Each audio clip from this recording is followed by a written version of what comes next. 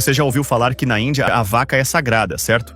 Que ela caminha livremente pelas ruas, entre carros, motos, vendedores e templos, e ninguém ousa tocar nela.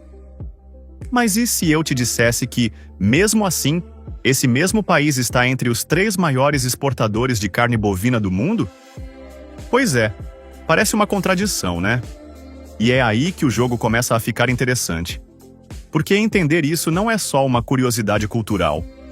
É mergulhar em uma das engrenagens mais engenhosas da economia agropecuária global. Uma engrenagem movida não por vacas, mas por algo muito próximo. O que ninguém te contou, ou preferiu não explicar direito, é que por trás desses números bilionários, existe uma separação muito clara, quase invisível, entre o que é proibido e o que é permitido, entre o sagrado e o lucrativo. E quem enxerga isso com clareza, começa a entender como o mundo realmente funciona. Agora, me acompanha aqui.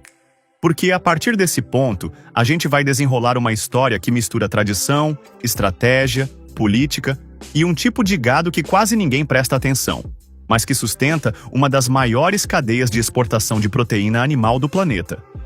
Ah, e antes da gente entrar nesse universo fascinante, já deixa o seu like, se inscreve no canal e ativa o sininho.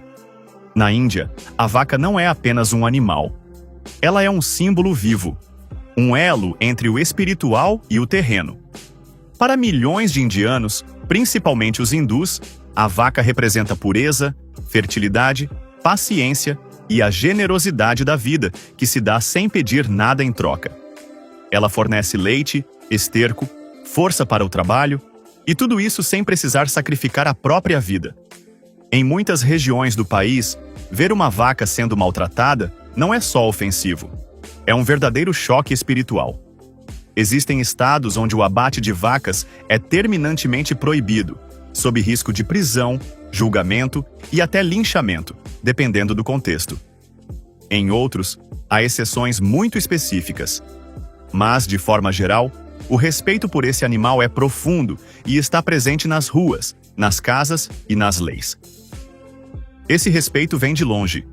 Já há mais de 2000 anos, textos sagrados indianos falam da vaca como mãe de todos os seres. Ela é associada à deusa Lakshmi, símbolo da abundância, e também à deusa Bhumi, que representa a própria terra. Ou seja, matar uma vaca, para muitos hindus, seria o mesmo que desonrar a própria mãe. E mesmo com a diversidade de religiões que existe na Índia, como o islamismo, cristianismo, sikhismo e budismo, esse sentimento de reverência à vaca se mantém enraizado na identidade nacional. Mas então, se a vaca não pode ser morta, quem está indo para o abate? Agora, aqui está o ponto-chave. Quando você vê os números astronômicos da exportação de carne bovina pela Índia, na maioria esmagadora dos casos, estamos falando de carne de búfalo, isso mesmo, o famoso búfalo asiático de chifres longos e curvados que muitas vezes é confundido com o boi comum, mas que carrega outro status cultural.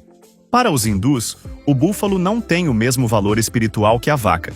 Ele não é sagrado, não está ligado a divindades nem a simbologia religiosa. Por isso, ele pode ser abatido, consumido e exportado, especialmente se o abate seguir os preceitos do halal, atendendo aos países muçulmanos, que são os principais compradores. E aqui entra a jogada de mestre. O mercado internacional, ao classificar esse tipo de carne, agrupa tudo como carne bovina. Ou seja, quando você vê relatórios dizendo que a Índia exporta 2 milhões de toneladas de carne bovina por ano, está incluso aí um volume enorme de carne de búfalo. É um detalhe técnico, mas que muda tudo. Porque, ao respeitar a vaca e aproveitar o potencial do búfalo, a Índia encontrou um caminho para crescer no agronegócio sem trair suas crenças mais profundas. E claro, isso não acontece por acaso. Existe toda uma estrutura organizada por trás desse mercado, que permite transformar o búfalo em um produto de exportação rentável, sustentável e aceito em diversos continentes.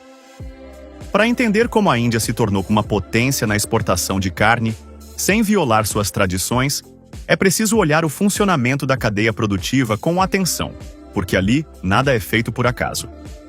A criação de búfalos na Índia é uma atividade antiga, mas foi nos últimos 20 a 30 anos que ela se transformou em uma verdadeira indústria. Hoje, estima-se que o país tenha mais de 110 milhões de búfalos, o que representa quase 60% da população mundial desses animais. Esses búfalos são criados principalmente por pequenos produtores, em áreas rurais, com alimentação baseada em forragens locais e resíduos agrícolas. Eles são extremamente valorizados pela sua produção de leite. Algumas fêmeas chegam a produzir 14 ou 15 litros por dia, e quando já não servem mais para reprodução ou leite, entram no ciclo do abate. É aí que entra o mercado da carne. A Índia possui dezenas de frigoríficos certificados, autorizados a fazer o abate halal e a exportar para países como Vietnã, Malásia, Indonésia, Arábia Saudita, Egito e até partes da África.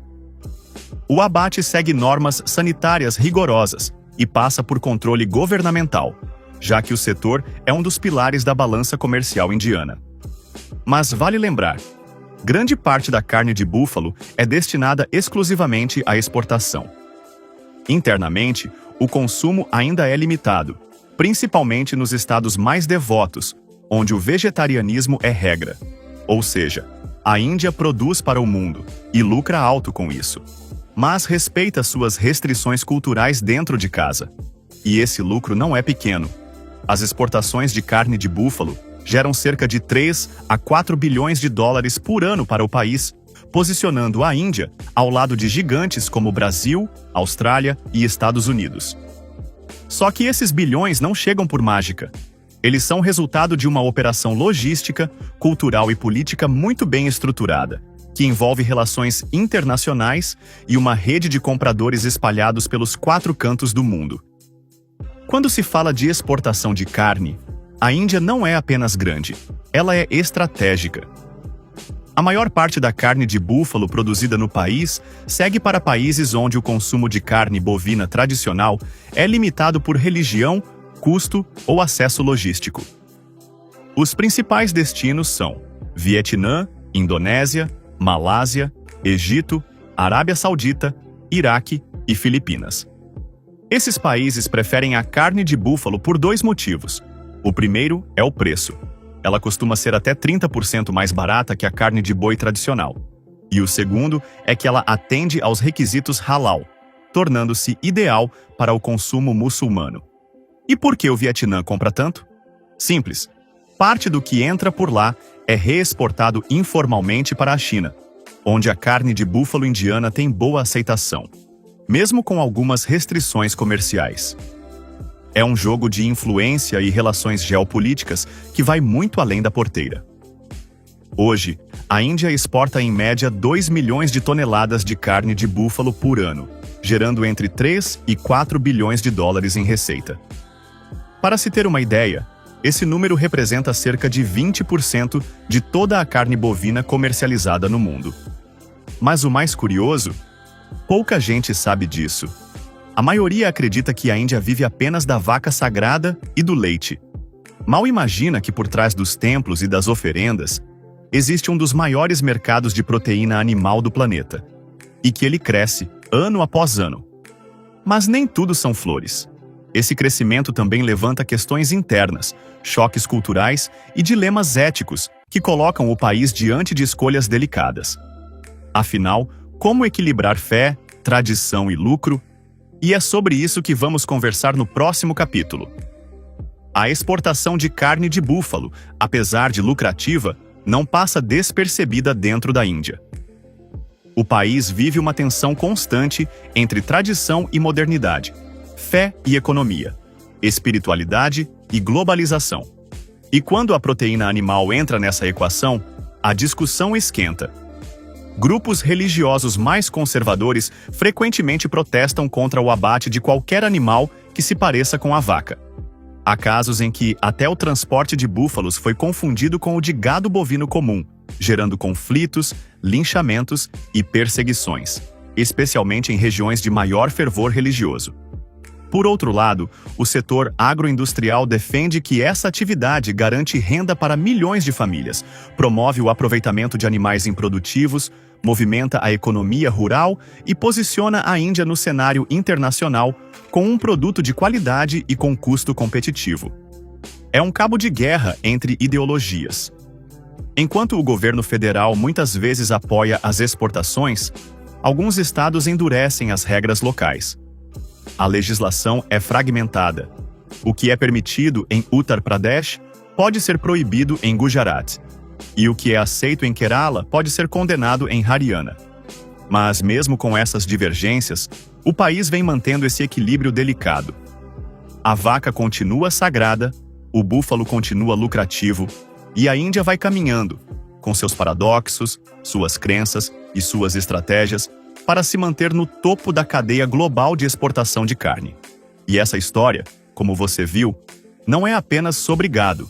É sobre enxergar além do óbvio. É sobre saber que, por trás de cada número, existe uma cultura. Por trás de cada mercado, existe uma crença. E por trás de cada escolha, existe uma estratégia. Agora me diz, você imaginava que a Índia fosse capaz de fazer tudo isso sem tocar numa vaca? Se esse conteúdo abriu seus olhos e te mostrou o mundo com outra lente, já deixa o like aqui embaixo, se inscreve no canal e compartilha esse vídeo com alguém que ainda acredita que carne bovina é tudo igual. Aqui a gente vai além da manchete. A gente te mostra o que realmente acontece, com profundidade, clareza. Nos vemos no próximo vídeo.